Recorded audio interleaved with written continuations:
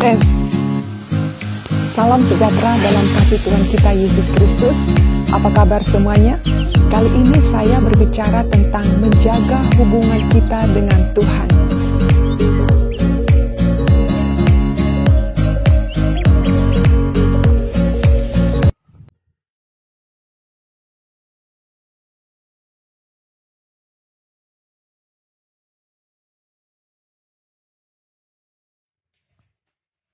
Hai guys, Di mana ini? Di Batang. di Pasir Putih Sebatang. Iya. Keren tempat. Oke. Oke. Kita baru habis ambil konten di sini untuk YouTuber Pastor Hanan Nababan. Selamat Bye. menyaksikan. God bless. Salam sejahtera dalam kasih Tuhan kita Yesus Kristus. Apa kabar semuanya? Dari tempat ini, kali ini saya berbicara tentang menjaga hubungan kita dengan Tuhan. Dalam Kejadian pasal 15 ayat 10, ayat 11 dan 17. Ayat 10 berkata, diambilnyalah semuanya itu bagi Tuhan, dipotong dua, lalu diletakkannya bagian-bagian itu yang satu di samping yang lain. Tetapi burung-burung itu tidak dipotong dua. Ayat 11, ketika burung-burung buas hingga pada daging binatang-binatang itu, maka Abram mengusirnya. Ayat 17, ketika matahari telah terbenam dan hari menjadi gelap, maka kelihatanlah perapian yang berasap beserta suluh yang berapi lewat di antara potongan-potongan daging itu. Ayat ini menjelaskan sebagai bukti ketaatan dan iman pengharapan Abraham kepada Allahnya yang ia percayai. Abraham melakukan apa yang diperintahkan oleh Allah, yaitu membuat mezbah kepada Allah, sebuah perintah yang harus dilakukan dan bukan hal yang mudah. Dibutuhkan sebuah ketetapan hati, kesungguhan hati. Saudaraku yang terkasih, jika saudara memiliki barang yang berharga atau sesuatu barang yang saudara sangat sukai, apa yang saudara lakukan terhadap barang yang berharga itu? Pasti akan menyimpannya dengan baik di tempat yang aman dan akan berupaya untuk menjaganya dengan baik. Jangan sampai orang mengambilnya atau mencurinya. Ya, misalnya orang tua memiliki seorang anak bayi atau balita. Apa yang harus dilakukan orang tua terhadap anak ini? Tentu menjaga dan merawatnya, memberikan makanan yang bergizi, menjaga dengan penuh perhatian, dengan konsisten untuk pertumbuhan si anak. Amin. Saudara, seseorang yang dapat dipercaya apapun pekerjaan sebagai tugas yang diberikan oleh tuannya harus dia lakukan. Harus dia menjaga kepercayaan itu. Abraham mempercayakan seluruh hidupnya kepada Allah yang menjamin hidupnya dan keluarganya. Setelah ia menerima janji Allah tentang keturunannya, sehingga Allah memperhitungkan ketaatan dan iman Abraham. Maka oleh sebab itu, sebagai bukti ketaatannya, ia membuat mezbah bagi Allah dan menjaga agar mezbah itu tetap harum di hadapan Allah. Kita sebagai orang percaya yang telah menerima janji dan anugerah Allah dalam hidup kita, seharusnya kita menjaga konsistensi hubungan kita dengan Tuhan. Memang merupakan salah satu hal paling sulit, butuh perjuangan dalam spiritualitas sebagai umat pilihannya. Misalnya, bagaimana menjaga disiplin doa saat teduh, membaca dan merenungkan firman Tuhan secara terus-menerus, melayani dengan bersemangat setiap hari, bukanlah hal yang mudah, saudara. Kadang kita cenderung bersemangat jika ada keperluan kita. Saat pergumulan sakit yang demikian berat, menyelesaikan masalah yang sulit, saat kecewa atau hal-hal yang menyedihkan lainnya, kita cenderung tekun mencari Tuhan. Namun saat hidup berjalan lancar dan normal, kita kembali tidak konsisten dalam menjaga hubungan kita dengan Tuhan. Kita melihat dalam penantian Abraham selama 25 tahun. Ada saat di mana Abraham merasa bahwa janji Tuhan itu tidak mungkin lagi digenapi. Abraham pasrah dengan mengatakan bahwa salah seorang hambanya lah yang kelak akan menjadi ahli warisnya. Namun Tuhan kembali meneguhkan janjinya tentang keturunan dengan memperlihatkan jutaan jumlah bintang yang bertaburan di langit. Kelak keturunan Abraham akan seperti itu jumlahnya. Apa respon Abraham terhadap perkataan Allah? Abraham kembali kuat dan percaya pada janji Allah. Kadangkala dalam penantian panjang, doa yang belum dijawab oleh Tuhan membuat kita berserah kepada Tuhan. Seakan-akan tidak ada lagi harapan untuk menerima jawaban doa kita. Tetapi saya mau katakan kepada saudara, apa yang kita anggap baik belum tentu itu yang terbaik bagi Tuhan. Namun yang buruk menurut pemandangan manusia, Tuhan mengubahnya menjadi sesuatu yang baik. Itulah yang terbaik bagi kita.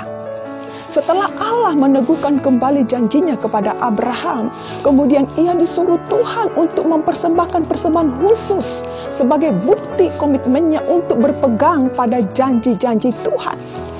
Saat persembahan itu diletakkan, datanglah burung-burung buas yang berupaya memakan persembahan Abraham itu. Abraham lalu mengusir burung-burung buas itu dan tetap menjaga persembahannya kepada Allah.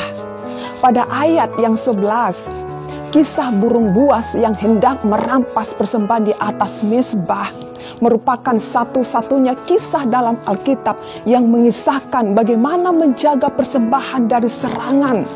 Kisah ini memiliki makna yang dalam, saudara. Khususnya ketika Abraham mengusir burung-burung buas itu dan tetap menjaga persembahannya kepada Allah. Kita sebagai pengikut Kristus, perjalanan dalam pengiringan kita kepada Tuhan bukanlah hal yang mudah, selalu berjalan yang mulus. Amin. Hubungan kita dengan Allah seringkali tanpa sadar diganggu oleh burung-burung buas itu. Seperti apa? Misalnya, kesibukan yang padat sehingga tidak ada waktu untuk bersekutu pribadi dengan Tuhan. Kadang kemalasan yang menjadi sebuah alasan kita untuk tidak bersekutu dengan Tuhan. Ada kejenuhan atau masalah-masalah duniawi lainnya dapat diumpamakan seperti burung-burung buas tadi yang hendak merampas persembahan di atas mezbah kita. Apa itu yang dirampas? Sukacita, damai sejahtera, pertumbuhan iman kita kepada Tuhan. Bahkan jam-jam doa kita, keharmonisan hubungan suami istri, keluarga kita.